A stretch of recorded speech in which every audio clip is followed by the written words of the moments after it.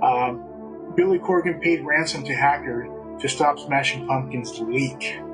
I mean, Billy has to start to think and go, you know what? Traditionally, putting out albums is maybe like changing now, but maybe it's a sign of the times and things are done differently now, and maybe you sporadically, release songs here and there. Maybe it's not just that one time, one release. Maybe it's done different because of the internet, because of people getting the whole thing. I mean, he paid the ransom. He should have just let it go.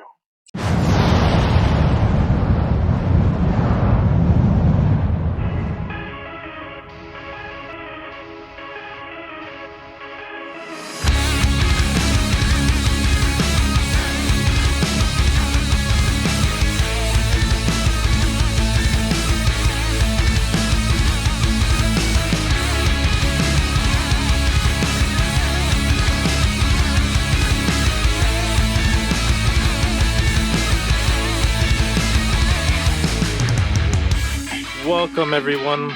Welcome back to the Speak of the Mad Podcast 13. We are here. We are live. There's been a lot of news in the music world since we last spoke, Joey. The dissolution of Sum 41 was kind of like a big one that happened not that long ago, sometime last week. We'll touch on that here a little bit later. But Joey, ultimately, what have you been up to and what have you been listening to? All right. Well, I've been up to a lot. I've been doing a lot of traveling lately, back before I go back to work. So I definitely wanted to take care of that. I went to some good places, Palm Desert. I actually also went back over to Mount Sinai Cemetery to go visit a couple celebrities. So I got some videos. Maybe I'll post some if we get to that. And also, I've been listening to. The other day, I was listening to Bullet for My Valentine. I had mentioned this to you, Josh, a while ago. I was listening to another album, and I'm just surprised that they're not a lot more popular than what they are. I mean, they are popular, but they're not as popular as they should be. They are a phenomenal band, and I was listening to Fever, I believe that's called, the album, and that album is, it rips. It rips. So that's what I've been. I listened to that whole album. I'm actually looking forward to listening to the rest of their albums. Sometimes there's a lot of things to do, and I don't get to it, but I'm definitely going to try to get to it. So if anybody out there is familiar with Bullets for My Valentine, leave a comment below. Let us know about what you think about them, what your favorite album is, when you start listening to them, and if you've ever seen them live. I've never seen them live. I'd like to see them live. So then there's that, and also Sick New World just finished last weekend. Yep. If anybody went to that show, let us know about it. Give us a comment. Let us know what you thought about it, because I have no idea. I think if you have TikTok, there's nowadays with the whole digital world and social media, you can probably even watch the whole show on somebody else's camera or video feed and not even have to go there. So. I saw parts of it with my girlfriend's TikTok. I don't have a TikTok account right now, but let us know what you thought about it. Was it good? Who was good? Who did good? Who did bad? Who was mediocre? Was there any disappointments? Was there any surprises of some bands that did better? How was it? Well, speaking of the Sick New World, great transition here. System of a Down plays their first concert. Yeah, 2023 Sick New World Festival in Las Vegas. So for any System of a Down fans, that is a very welcome surprise. They played here at the Las Vegas Stadium. It looks like the band played 31 song set from Soil to Forest, all the way to their 2016 performances, Dart and Dam. They play all their classics. I have someone put a list of their song list that they have here, and you can name it. They have BOYB, Needles, Chop Suey, Lost in Hollywood, Protect the Land. That one actually was released, like I said, 2020, 2021. Aerials and Spiders. That 31 songs I see right here. that they played. That must have been a crazy set, and that's like if you never seen System of a Down, and they played every song that's like basically their greatest hit. They just basically played a greatest hits album. Yeah, I would have expected that from them. I would definitely. I think they're like one of the headliners of that show. The bigger. I'm probably what I would say top 3 biggest bands out of the whole thing. I mean, they're pretty big from there. So I would definitely expect them to play a long set of all their. And they have a lot of hit songs. They got a lot of songs that are really, I mean, phenomenal. They have a lot of hit songs. They have a lot of sleeper songs. Mm-hmm. So we're on the topic. Like I said, it's a band that I really enjoyed. Obviously their sonic masterpiece of Chop Suey was very huge when it came out, and even one of the latest ones, like I just mentioned before, Protect the Land. I think that came out. I think I spoke in an earlier podcast. That came out about the Armenian war that was happening. So it's kind of a tribute to the soldiers over there. But it's actually a really great song. I suggest check it out for any fans out there. I mean, that's definitely. Wow, I'm looking at. As we talked about this last time, they only got 5 albums that they've released since they've been around. That's not a lot. No, that's not an album. They've been around since the late mid 90s, maybe mid late 90s, and having 5 albums. I mean, because they went on their big hiatus, right? 2005 was the last album they put out. So it's amazing how many songs that they have that are just awesome songs and only have 5 albums. So I would think that we can expect another album soon from them.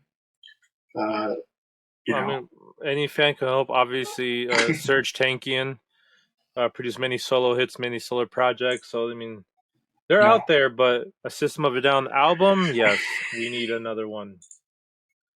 All right. All right, moving along, Joey. What else has been bothering you or is on your mind? I was reading a couple articles I wanted to bring up on the show. One of them in particular, I was reading this article from Patch.com by Jonah Meadows, just to give him credit. Billy Corgan paid ransom to hacker to stop Smashing Pumpkins' leak. I mean, this kind of reminds me of that whole thing back in the 2000s with Napster. It's the whole idea of having control over your music. Mm-hmm. And hackers that can hack into it and release it. What I'm thinking is, because of societies, because of the changes and because of the digital world, and because there's been so many artists that have had leaks, songs individually released before the album, we're just not living in the world no more where you have that nostalgia, you have that experience of picking up a vinyl album, looking at it, how big it is, looking at the layout, seeing the art, looking at the song, looking at the lyric sheet, playing it on your turntable, sitting back. I mean, it's just, our society has changed so much. I don't even think we have the patience to do that anymore. So, what I'm saying is that because after I read this article, Billy has to start to think and go, you know what? Traditionally putting out albums is maybe changing now.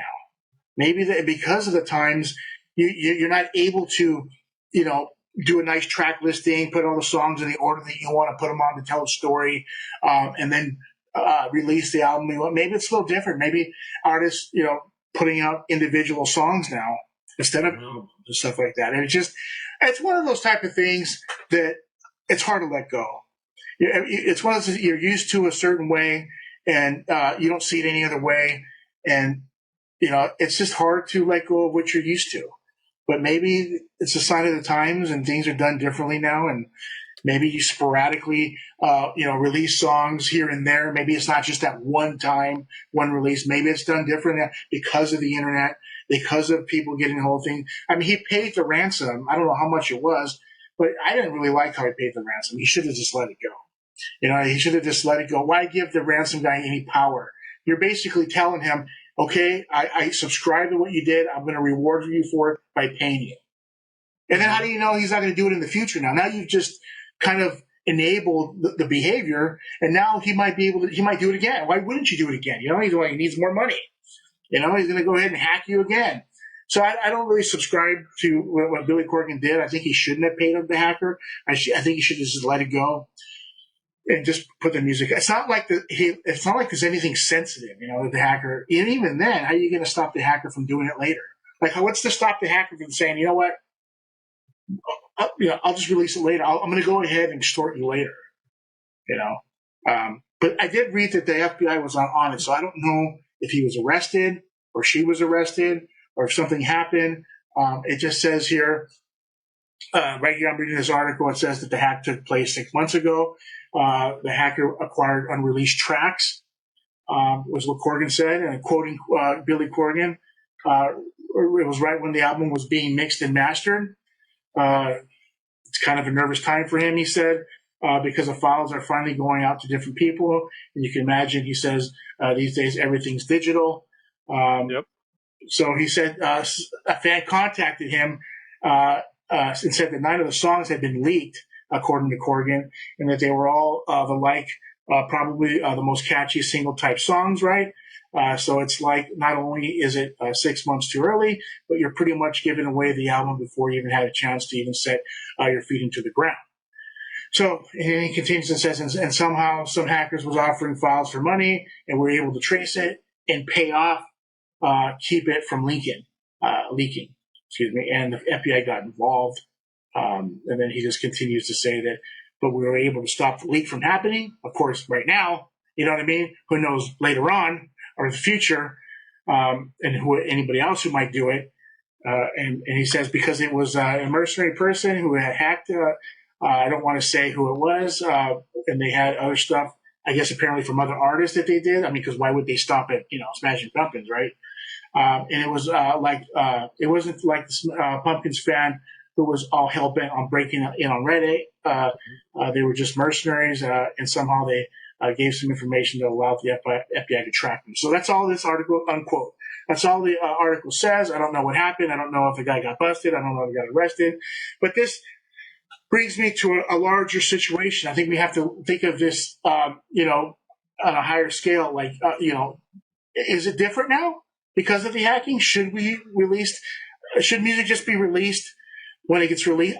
It's tough to say because if the songs weren't done, right? I mean, they're still trying to work on it. You want the control. This is the argument that Lars Ulrich brought up from Metallica. It was about the control. We want to control our songs. We want to release our art when we're ready to release it. We don't want it to go out when it's not done yet. I don't know if there's a better way to protect your music in the hacking world, but it seems to be a problem. As an artist myself, playing music in a band, I certainly wouldn't want any songs to go out that were unfinished. That would not be good. But who's it? If say they release an unfinished song, why don't you just finish it and then release that? I don't know. I mean, there's got to be some way to resolve this instead of just paying the hacker, getting what they want, giving them full control, and enabling the behavior. No, I totally agree. You're right. We totally live in a different era than music that came out in the obviously 70s, 80s, 90s. Everything is all digital now. Any file, any person that knows how to hack files from databases, knows how to go through encryption, stuff like that, can hack on stuff like that. And I mean, if you had that skill, too bad they're not putting it to better use. But it did remind me of here that there was another artist that happened. It happened back in 2019. An anonymous hacker attempted to blackmail Radiohead for $150,000 under the threat of the leaks stolen demos. And it goes on to say is we can't imagine that they were expecting the band to simply respond by giving up the money. Instead, the band ultimately released their album OK Computer Demons, or demos, my bad, on SoundCloud for free, and it was available for purchase, and the benefits to so they basically, whatever money they got was poured to charity. So I mean, that's one thing that we live now. If you have some fan that, or maybe not even fan, but you have someone that is going to hack your stuff, are you going to pay up like you said, or are you just going to say, all right, well, I'll release it and there, money. Yeah, I mean that's it's a difficult situation, but even though like I said, even though you pay them, what's to stop them from doing it later? Why would you want to give somebody that control over you? Yep. I just wouldn't do that. I don't think that's the right way to go about it. Like again, we got to think of. This begs the question: should music be released the same way? Should it be differently? It kind of reminds me of the '70s when everything was analog on the big old reel tapes, and then there was some guys that didn't want, like Boogie. I don't know if you remember the movie Boogie Nights, where the Burt Reynolds character, he didn't want to go to video. He wanted to keep with the reel, and he was being stubborn about it.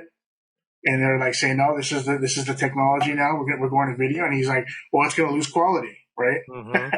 The video, in the pornography world he was in. So that kind of reminds me of that. You're being stubborn. You want your album to go out, but sometimes the world doesn't work that way. It goes in the way the waves go in the way you don't want it to necessarily go, and then how are you going to adjust to it?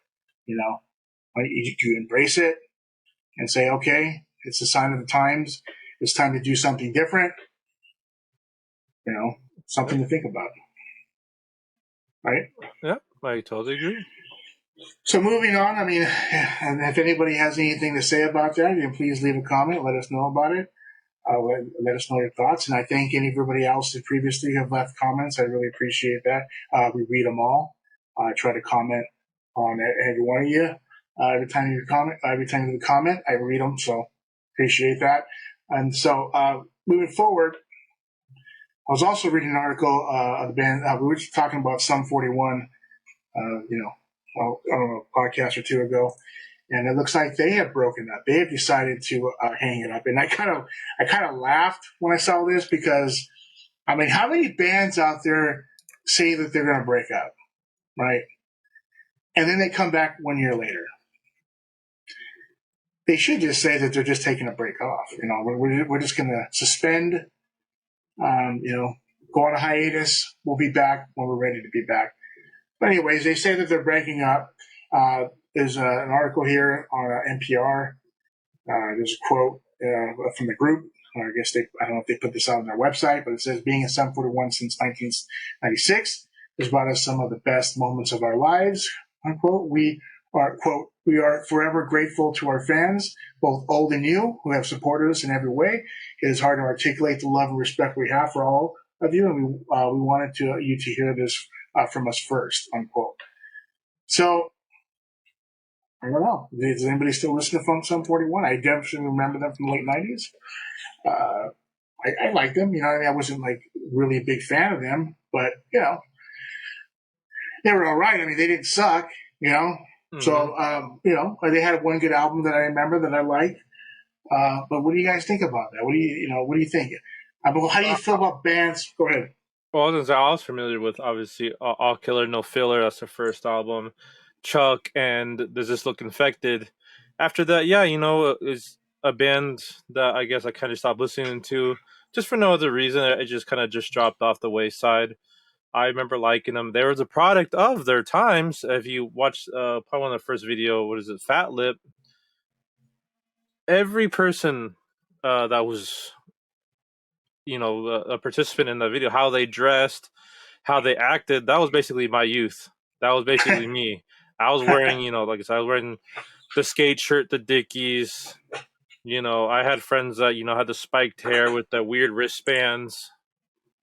Yeah, so Sum 41, I guess for my age group, was more of that, like, that was us. It spoke to us. That they looked like us, they act like us, and it was, a band kind of like Blink-182 for the few years, the few older group that was for them, Blink-182. So obviously a lot of the bands of that time kind of had the same look, kind of went different directions, and yeah, I mean, to me, Sum 41 was a band I remember listening to and enjoying. So it is sad, but good for them. They're still gonna have their own projects that they're gonna work on, and I mean, there's only so long that you can keep up kind of like the childish, like punk rock rebellion. These guys are in their what 40s now, so but good for them. Did they change? I wonder if they changed their music. Like since their last album. I mean, how much have they evolved? I'm not sure. But they're not breaking that. They're just putting it on hold. And I almost bet you so many bands have seen it before. We'll see it again. We've seen Ozzy say it a million times. We've seen Good Riddance come back. They said they were broken up, and they come. I mean, I can't even. I mean, I can come back with a list of bands because you know why? Because when you have a big machine, right? You have this band that's been successful for you. It's made you money. You enjoy playing. You enjoy performing. It's this big machine that you created, right? This big special machine. You don't want to give that up. Yeah, you might get tired of it. You want to put it on hold. You want to set it down. But after a year, you're going to be itching for it again. You're going to be itching for what you don't have. That big machine is still there, and they're going to want to get on it again. They're going to get on the ride, maybe a year, 2 years from now, maybe 3 years from now, maybe 5 years from now. But it's once that band has been created and you got that machine, it's going to keep going. It's going to keep going. All right. So that's what I have to say about that. Any last thoughts from you, Josh? No, that was probably just one big news that happened not that long ago now, last week or so. So Yeah, definitely. So all right. there was something else I wanted to talk about. Yeah. So we were talking before, and I forgot to bring this up. I was talking about bullets from the Valentine, and this has to do with my, I guess, sort of dislike. At times it has its moments for metalcore singing. Okay, the screamo type of vocals. And so when I was listening to Bullets from Valentine, I was listening to them, and they're sort of not as fast as they lay dying, but certainly in the same area, but they're showing me that it is possible to play to sing vocal patterns that are more transparent, that you can hear, that are more clear, that you can understand the vocals a lot better. So I just thought it was kind of interesting that I was able to, because I think they are classified as metalcore if you look at them. And it looks like they sing. The lead vocalist sings more, and then they do the backup vocals with the screamo, which I think works pretty well. And then oppositely, with As They Lay Dying, they do where the lead vocalist screams, and then the choruses and the backup vocals, they're singing more clear, more translucent. You can hear you can understand what they're saying. So I just kind of just picked that up. It's a little different, and so I kind of like the bullets for my Valentine mythology when it comes to their singing and what they're doing. But I just thought I'd throw it out there to get some thoughts about what anybody out there thinks about that. Because I think they are a good example. They are a metalcore band, and they make it work. And they got great vocals. They got great vocals that sound good, and they're not doing so much of the scream. They scream, but they're not doing as much, and they're doing it in the way that I just explained. So yeah, I definitely wanted to bring that up. And anything you want to add to that, Josh? As far as I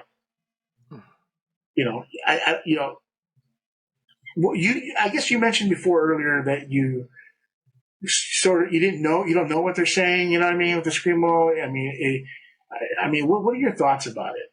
What do you think about Well, it? just like the screamo. I mean, sometimes you take bands like Black Dolly, he's another screamo, or even Cannibal Corpse, and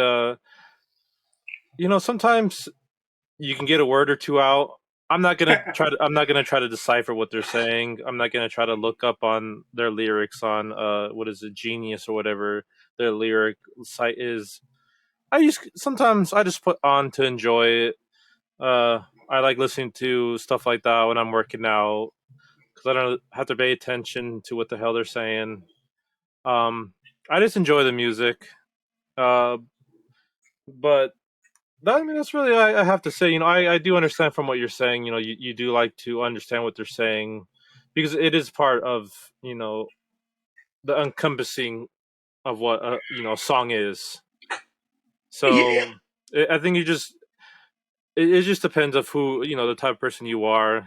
Some people like more lyrics, some people like the instrumental combination. Like to me, I can just take it for what it is. I just like to listen to the noise that they make.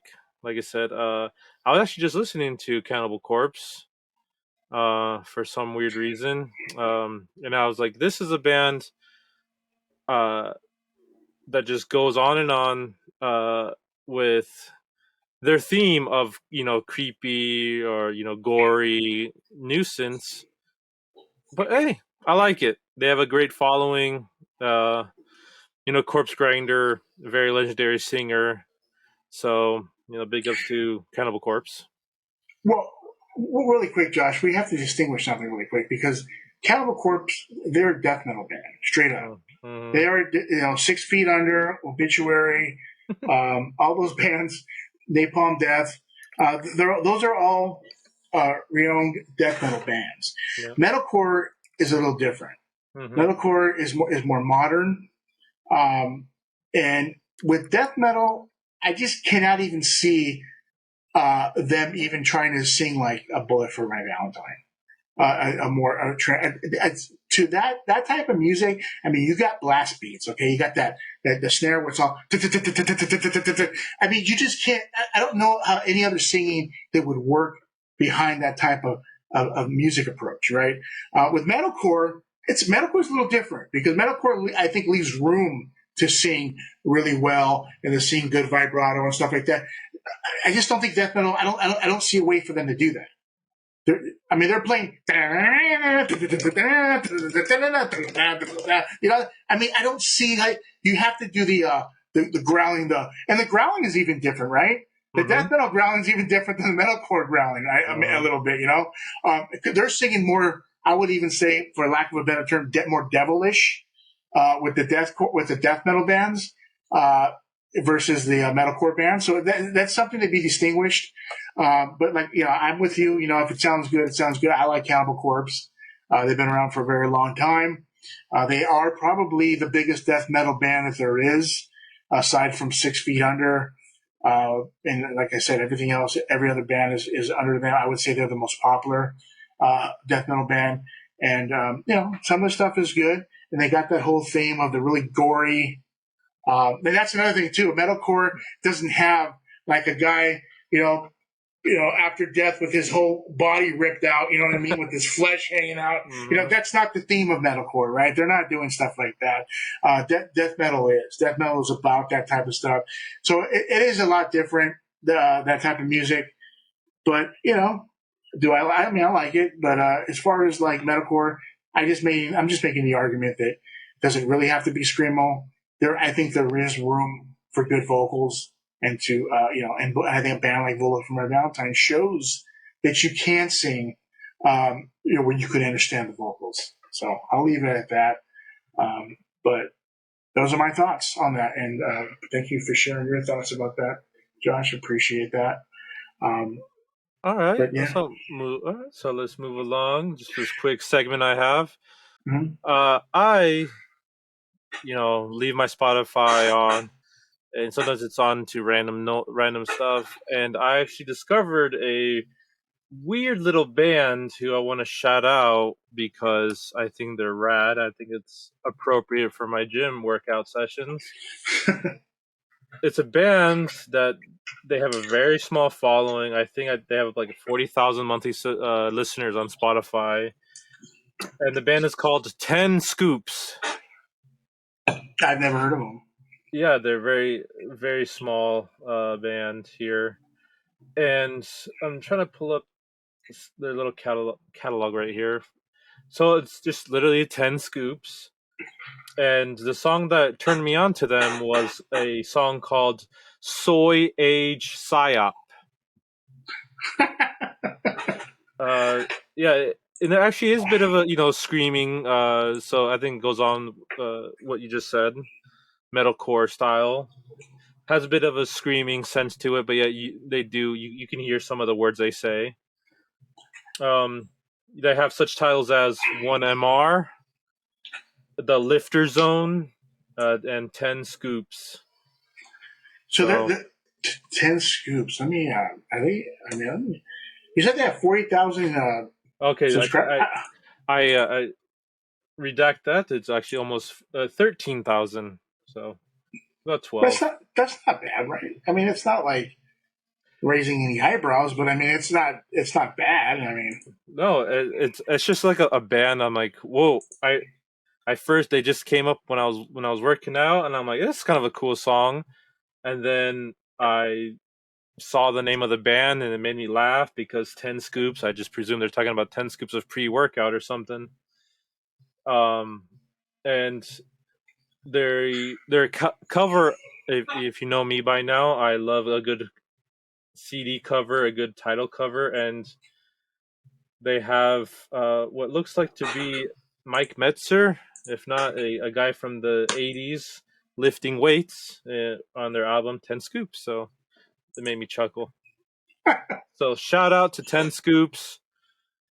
Let's 10 get scoops. Let's get them on the 20,000. Yeah. Keep playing 10 scoops. Keep honing your craft. And just keep going, and just do what you love doing. That's what I would tell them. Don't be discouraged, because in the end, you're doing what you love doing, and that's what matters, right? But yeah, I've never heard about them. I never heard of them. I'm looking at them right now on last.fm. 10 scoops with the number 10. Have to check them out, Josh. I've never heard of them. You said they're metalcore. They're from Texas. Okay. Yeah. Beat down hardcore. They're a hardcore band, though. Okay, so hardcore is a little different. Hardcore is a little different than metalcore. Yeah, see, I don't know. I don't really know how to categorize them because they're a bit screamy, but I can see the hardcore. I can hear the hardcore in their lyrics.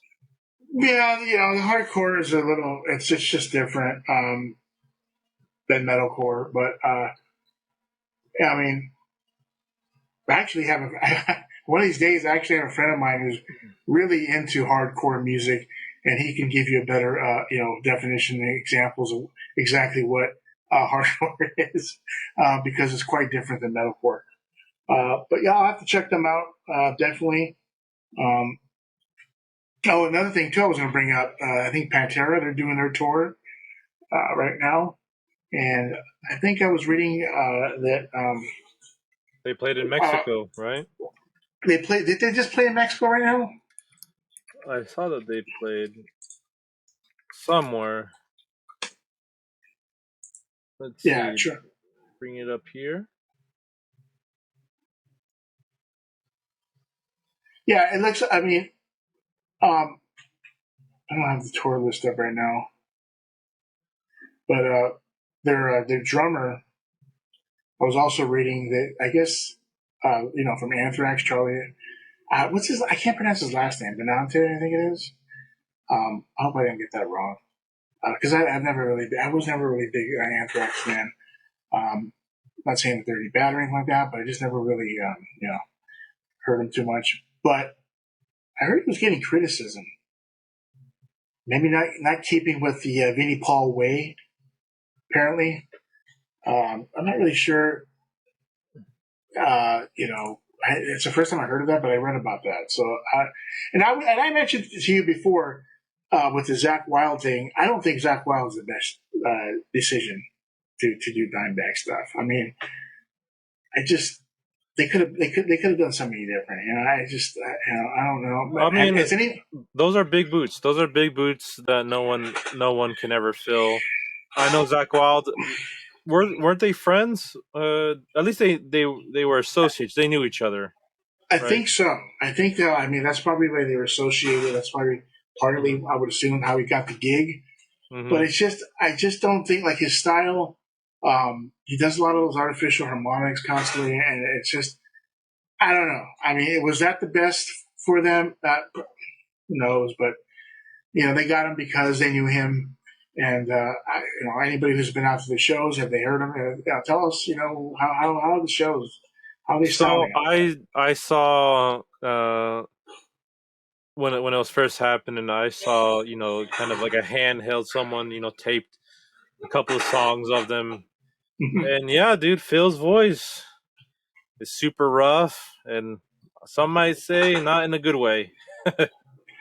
Well, yeah, he's probably. I don't know if he's drinking alcohol, but wear and tear too. I mean, like I said, I think I mentioned this before. It's playing music. It's sort of it could be in the same realm as like a sports athlete who's washed up. Mm-hmm. I think that not exactly the same, but sort of in the music world, there is a such thing as being washed up.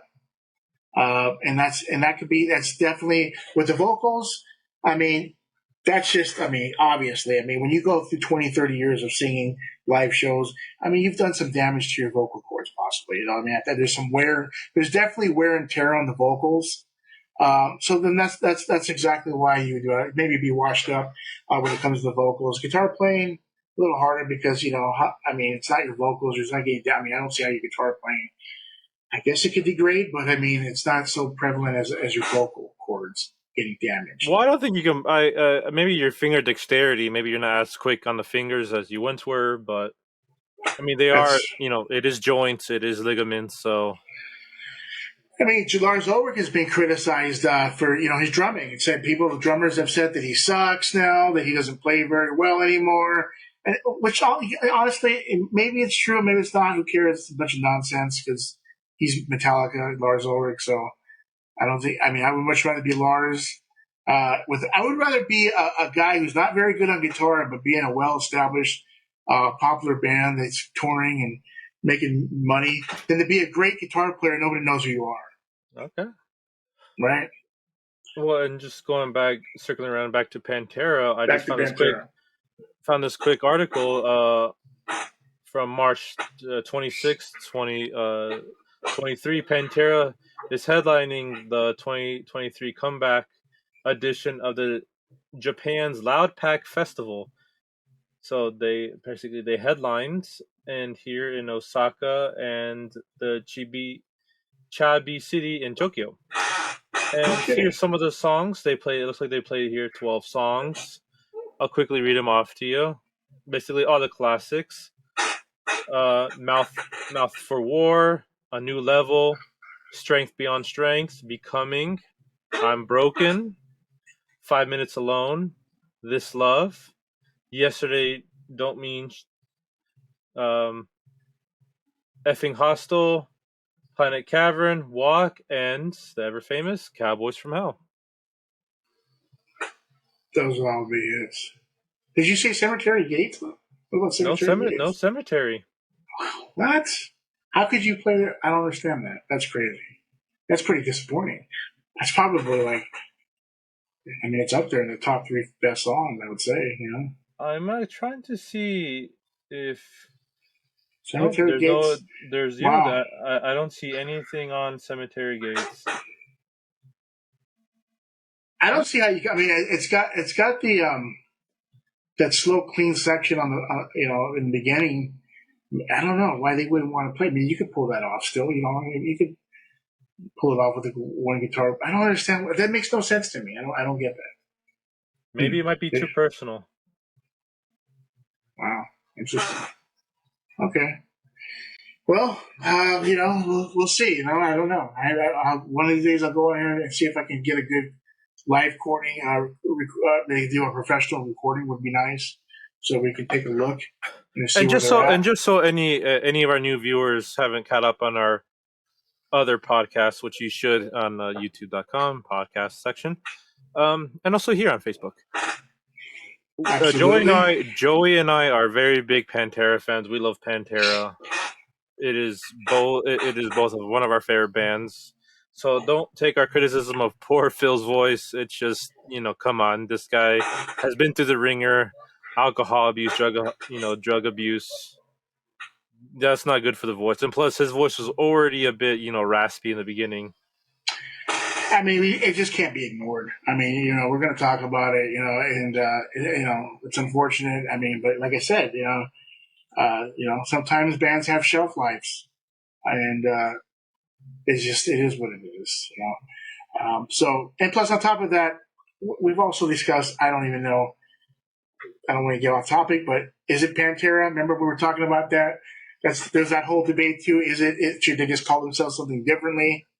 You got two of the brothers that are no longer in the band anymore. Is it Pantera? Arguably the mainstays of who is Pantera. Right. That's a whole other discussion. Yeah. So we'll see what happens. But, it happens with a lot of bands. And look at Ozzy. Ozzy Osbourne, same thing. His vocals are. I mean, and on top of that, he's been reading off the lyric sheet for a long time. With his vocals. So he's forgetful. But I think, that's another thing too. I mean, I think that I was reading I thought he already had. I heard that he's got Parkinson's disease, but I mean, I thought he already had that because he's always been shaky for a long time. He's been, but his hands have been shaking. So I don't know, but it's just he's such a big hitter in the heavy metal world. Everybody respects Ozzy Osbourne. I mean, he is it, So, yeah. All right, well, here, moving along. So I just pulled up this quick article. I was actually reminded when I was talking to another metal fan, a friend of mine, that if anyone watches the metal cartoon Dethklok, they're releasing a new Death Bloom extended edition featuring 9 rare tracks. For the people who don't know, it's a cartoon basically about a metal band that have characters such as Nathan Explosion and Murderface, among other funny cast and crew. It's just like they just trying to play it off like it's like kind of like a real band, just in a weird cartoon version. And they actually have really good songs. So just think of it like how Gorillaz is just like cartoon, but it's actually people playing. It's the same concept. It's an actual band, but they're kind of hidden behind cartoons. And actually had a really great TV series, Metalopocalypse, on Cartoon Network. For any metal fans out there, and give it a watch. That's an interesting idea because like with Gorillaz, I didn't know. I never really understood that. I didn't know that. I didn't know that they were like a cartoon type of thing, playing behind a cartoon, not showing themselves. I don't know. I think it's cool. It's a cool idea. So yeah, I didn't know about that though. So interesting. Yeah, there was another thing too. I want to discuss the things that I was listening to like I don't remember what live band it was. Can't remember, but I was listening to a live show, and me and my girlfriend were talking about this. And there's certain things that bands do that I can't stand. One of them is when they're singing live and they're putting the microphone to the crowd, and then it's like, dude, I didn't pay to see the crowd sing. I came to pay to watch you sing. So can you just sing the lyrics, let the crowd sing behind you, which is totally fine, but just keep the mic with you, all right? We don't need to do this and this and this and this. And how many times have you seen that, Josh? I've seen it a lot with all types of music, whether it be metal, rock, hip hop, rap. Everyone does it. And I forgot who, so I don't want to try to guess who I saw the interview from, but they were kind of deciphering because they were watching a video of themselves and saying, "Oh, I totally forgot the lyrics of the song, but I knew the fans were gonna know." So we're just gonna go ahead and let them take over. Yep. Interesting recovery. That's great. So that's the one thing I can't stand. The other thing I can't stand is when the band goes in the recording studio, right? Mm-hmm. When the lead singer will dub in his backup vocals. are her backup vocals. So what happens is when you try to play live, it's not going to sound the same. It just sounds phony to me. I wish they wouldn't do that practice. You know what I mean? You know what I'm talking about? You go in the studio, the lead singer is singing the lead voice, and then he goes in there and he dubs in the backup vocals. Well, have your guitar player sing the backup vocals, so that when you play live, you'll be able to pull it off. You'll be able to sound more closer to your record. Okay? Okay. Another thing that bugs the hell out of bands, you know? I don't know why I just thought to bring that up, but it's just it's an interesting thing that I don't ever hear anybody talking about. And also, when you go in the recording studio, tune your guitars. All right? Oh, and also, make sure that you have new heads for your drums, okay? Make sure they're tuned. Make sure you have somebody to come in to tune them for you if you don't know how to tune them. And make sure you're using new strings with the guitar all the time. And bass strings, too. Make sure they're new. Because once you record, you can never go back again, okay? It's done, and that's it. And so just keep that in mind. That's another thing that I can't stand. We're still on the topic of things that I can't stand about bands. If your guitar is out of tune, holy moly, we got problems. Or your drums are out of tune. Anyways, is there anything you can think about, Josh, that bugs the hell out of you with bands? No, honestly, because as someone who doesn't know, as I said many times, I don't know how to play a lick on the guitar, drum, nothing. I take it for what it is. It's a talent I wish I had. I don't have the musical ears you do. I can't tell if something's out of tune or what have you. That was a great thing that you brought up about the backup vocals. I've noticed, there's sometimes that they do that, and that kind of sounds weird when they try to sing it live because then it's just their vocals. Not only that, but when you listen to the album, the recording, it's going to sound phony. Mm-hmm. Because, you know what I mean? So the band, they've done it before. I can't name them off the top of my head, but it's out there. That's always bugged me. That's something that I don't like. Other than that, there's other things, but I just thought I'd bring that up. I don't know why. All right. Perfect. Well, Joey, we've been discussing, keeping the podcast a little bit shorter, so I think we covered a lot of quick little topics, a lot of stuff that, happened since the last time we spoke. So I guess, we'll just wrap it up here. Any last words? We'll grind your gears. Any last minute moment thoughts? Listen to Fever. Bullet for my Valentine. That's what I would say. Listen to Fever. And listen to 10 Scoops. Right there, shout out again, 10 Scoops. Please, any merch, send it our way. I'd be glad to happy rep 10 Scoops in here and at the gym. But I'm Joshua. He is Joey. We are Speak of the Madmen podcast. We'll see you next time. Thank you, everyone. Remember, like and subscribe. And we are out of here.